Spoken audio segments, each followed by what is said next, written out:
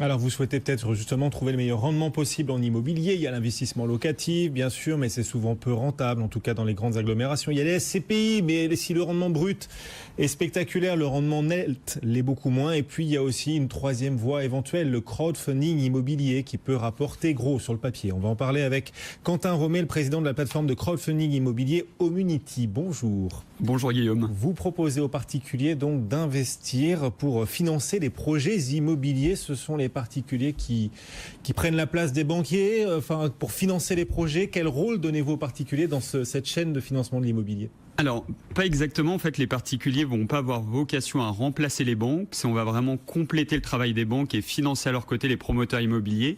Et en fait, on va intervenir au niveau des fonds propres ou quasi-fonds propres des promoteurs immobiliers. Donc, tous les projets sur lesquels Homunity va se positionner vont vraiment être en complément d'un crédit bancaire.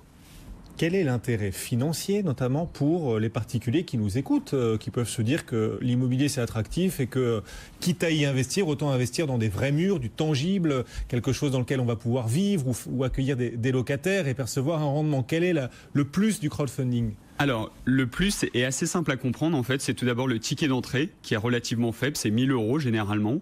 Ensuite, la durée de placement, on est vraiment sur du court terme, on parle de 12, 18 ou 24 mois. Et enfin, le rendement, on parlait de rendement assez bas tout à l'heure, là on a un rendement plutôt attractif, on est entre 8 et 10% annuel.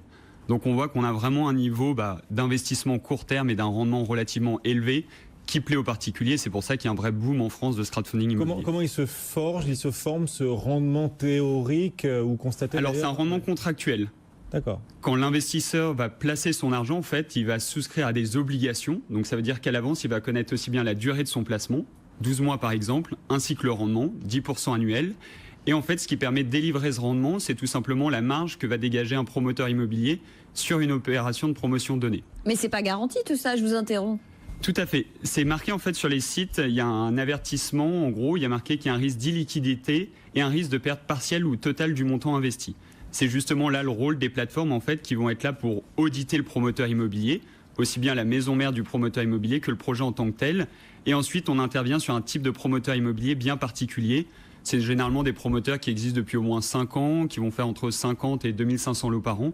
Donc effectivement, c'est pas garanti, mais le rendement est bien contractuel. Donc pour qu'il y ait un risque au niveau de l'investissement, il faut tout simplement qu'il y ait une faillite du promoteur immobilier. Et c'est pas nouveau, ça, c'est...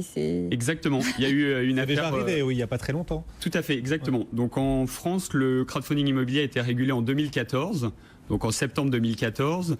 Depuis ce temps-là, il y a eu effectivement une affaire dont on a entendu parler, mais quand on prend à l'échelle de l'intégralité des projets financés auprès des plateformes de crowdfunding immobilier, c'est quand même 500 projets pour un taux de défaut à 1,2%. Bien sûr, non, mais donc c'est les vrai. Résultats, mais exactement, oui, il y a tout à fait un risque. Et c'est pour ça qu'on le met aux investisseurs et qu'on leur dit d'ailleurs qu'il faut diversifier ses placements. Et même au sein d'une même plateforme de crowdfunding immobilier, ils ont tout intérêt à investir sur plusieurs projets différents. Il y a d'autres risques que celui qu'on a connu. Alors de mémoire, il s'appelait le groupe Terla, mais est-ce qu'il y a d'autres risques de ce type-là avec la faillite d'un promoteur Aujourd'hui, non, en fait, parce que quand vous intervenez sur une opération de promotion immobilière, il y a généralement 3 conditions. Tout d'abord, le permis de construire doit être purgé. Donc d'un point de vue administratif, il n'y a plus de risque. Plus de recours. Exactement. 50% de pré-commercialisation, donc le risque commercial est quand même nettement atténué. Et enfin, il y a un crédit bancaire qui a été validé. Donc ça veut dire que la banque a aussi validé le dossier. Ensuite, ça va vraiment être le rôle des plateformes d'auditer le promoteur immobilier. Par exemple, chez Homunity, on va un peu plus loin. On a instauré un comité de sélection externe qui est composé de financiers, de banquiers, de promoteurs et de personnes sur la partie technique qui vont valider chacun des projets qu'on met sur la plateforme. Et vous dites que ça permet de proposer un taux de rendement contractuel d'environ 8-10%, c'est ça? Exactement. Bon, les particuliers mordent à l'hameçon, là, est-ce qu'il y a beaucoup d'investisseurs? Ça marche effectivement très bien. On voit l'une des dernières collectes, par exemple, qu'on a fait sur notre plateforme. On a collecté à peu près 650 000 € en moins de 10 minutes. Donc ça va relativement vite sur les plateformes. Donc non, il y a un vrai attrait.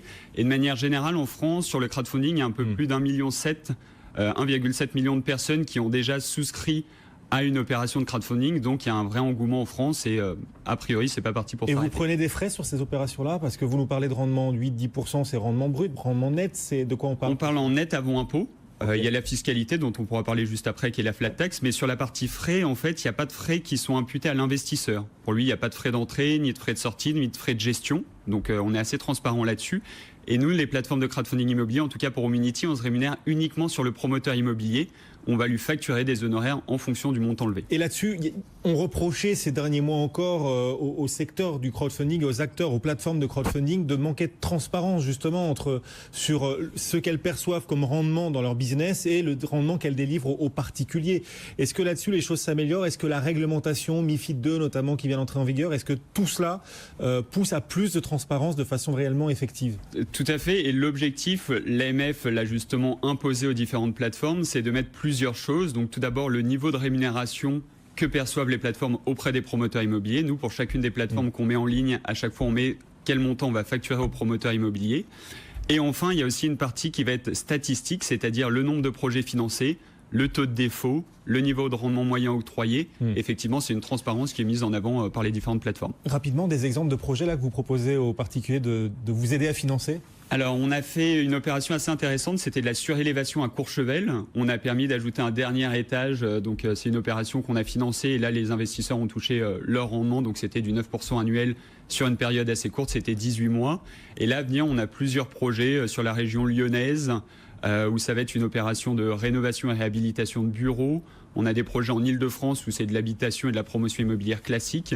Donc on fait en moyenne environ 4 projets par mois qu'on propose aux investisseurs. Bon, il y a un contexte fiscal qui s'est amélioré pour le crowdfunding avec la flat tax, la taxe, le prélèvement forfaitaire unique à 30%. Voilà, ça s'applique au crowdfunding et le gouvernement réfléchit à intégrer le crowdfunding au PEA-PME, donc avec cet avantage fiscal au bout de 5 ans du PEA-PME.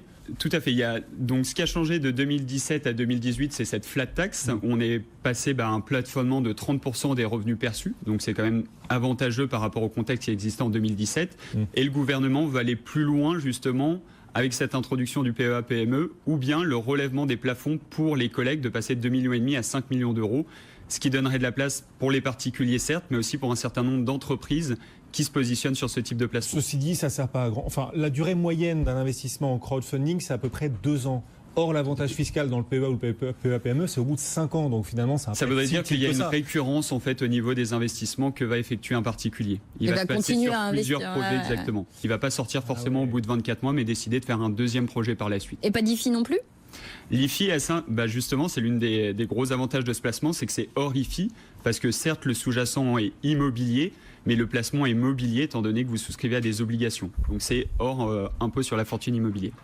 Voilà le crowdfunding immobilier qui se propose, qui s'offre à vous, qui nous écoutez, qui nous regardez. Homunity avec nous, Quentin Perronnet, sur le plateau de BFM Business. Merci beaucoup d'être venu nous voir.